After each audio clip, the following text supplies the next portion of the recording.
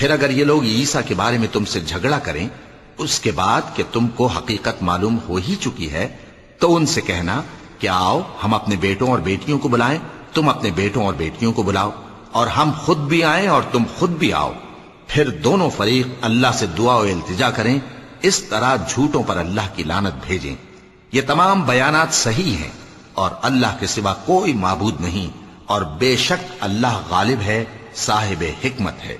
بس اگر یہ لوگ پھر جائیں تو اللہ مفسدوں کو خوب جانتا ہے۔